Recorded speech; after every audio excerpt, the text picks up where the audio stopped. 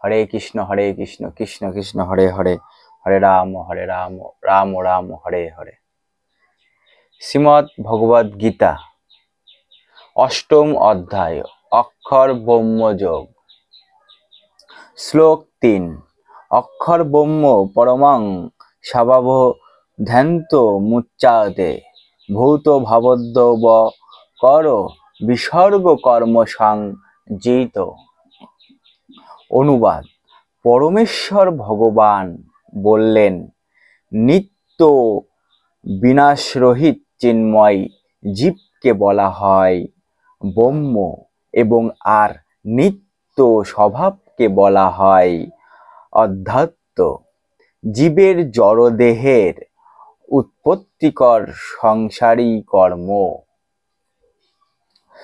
তাৎপর্য: ব্রহ্ম অবিনশ্বর, নিত্য, শাশ্বত এবং সর্বদা অপরিবর্তনীয়, কিন্তু এই ব্রহ্মেরও অতীত হচ্ছেন পরব্রহ্ম। ব্রহ্ম বলতে জীবকে বোঝায় এবং পরব্রহ্ম বলতে পরমেশ্বর ভগবানকে বোঝায়। জীবের স্বরূপ তার জড় জগতের স্থিতি থেকে ভিন্ন। জড় চেতনায় জীব জড়ের ওপর আধিপত্য করতে চায়, কিন্তু পারমার্থিক চেতনায় কৃষ্ণ ভাবনায় তার স্থিতি হচ্ছে ভগবানের সেবা করা। জীব যখন জড় চেতনায় আচ্ছন্ন হয়ে থাকে, তখন তাকে জড় জগতে নানা রকম দেহ ধারণ করতে হয়। তাকে বলা হয় কর্ম, অর্থাৎ জড় চেতনার প্রভাবে উৎপন্ন নানাবিধ সৃষ্টি। বৈদিক সাহিত্যে জীবকে জীবাত্মা ও ব্রহ্ম বলা হয়, কিন্তু কখনোই তাকে পরব্রহ্ম বলা হয় না। জীবাত্মা বিভিন্ন অবস্থায় পতিত হয়।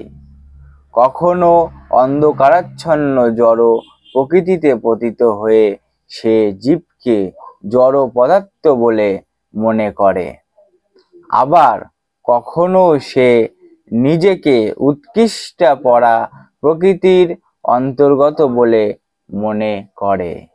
তাই তাকে ভগবানের এতস্তা শক্তি বলে বর্ণনা করা হয়। অপরা ও অপরা প্রকৃতিতে তার স্থিতি অনুসারে সে পাঞ্চভৌতিক জড়দেহ অথবা চিন্ময় দেহ প্রাপ্ত হয়। সেই জড় প্রকৃতিতে ৮৪ লক্ষ বিভিন্ন দেহের যে কোনো একটি প্রাপ্ত হয়, কিন্তু পরা প্রকৃতিতে তার রূপ একটি।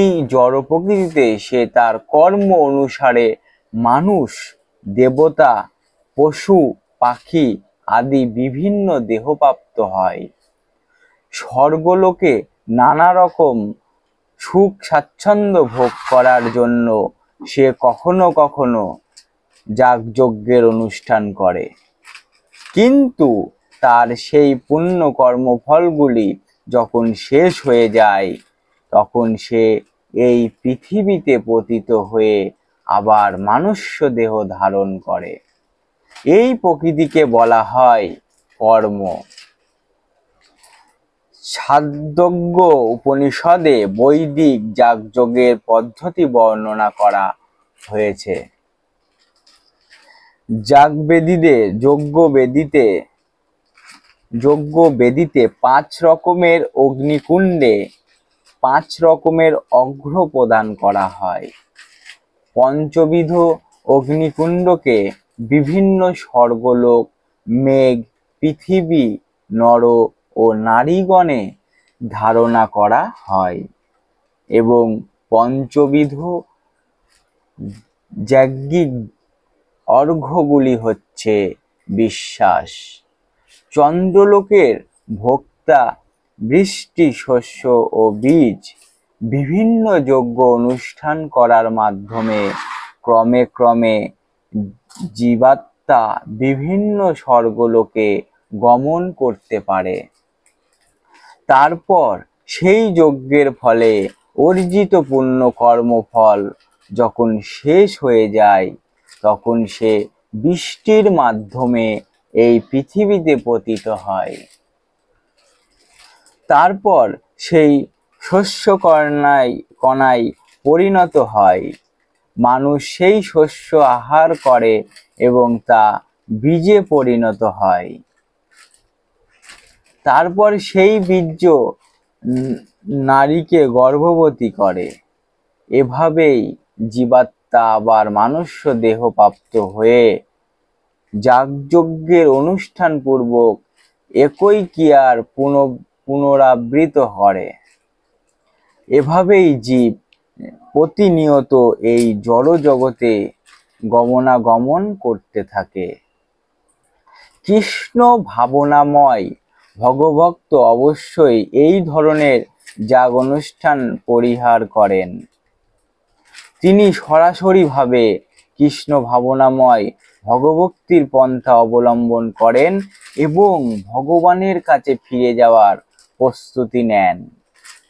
নির্বিশেষবাদী ভাষ্যকারেরা গীতার ব্যাখ্যা করে অযুক্তভাবে অনুমান করে যে ব্রহ্ম জড়জগতে জীবরূপ ধারণ করে এবং সেটি প্রমাণ করার জন্য তারা গীতার পঞ্চদশ অধ্যায়ে 7ম শ্লোকে উল্লেখ করে। কিন্তু এই শ্লোকে জীবাত্মা সম্পর্কে পরমেশ্বর ভগবান এই কথাও বলেছেন যে আমারই নিত্য ভিন্ন অংশ, ভগবানের অনুসদৃশ অংশ জীবাত্মা জড়জগতে পতিত হতে পারে, কিন্তু পরমেশ্বর ভগবান অচ্যুত কখনো পতিত হন না। তাই পরম ব্রহ্মের জীবে পরিণত হওয়ার অনুমান গ্রহণযোগ্য নয়। এটি মনে রাখা গুরুত্বপূর্ণ যে বৈদিক সাহিত্যে ব্রহ্ম, জীবাত্মা ও পরম ব্রহ্মকে পরমেশ্বর ভগবান কখনোই এক বলে বর্ণনা করা হয়নি। হরে কৃষ্ণ হরে কৃষ্ণ হরে কৃষ্ণ কৃষ্ণ কৃষ্ণ হরে হরে, হরে রাম রাম রাম হরে হরে।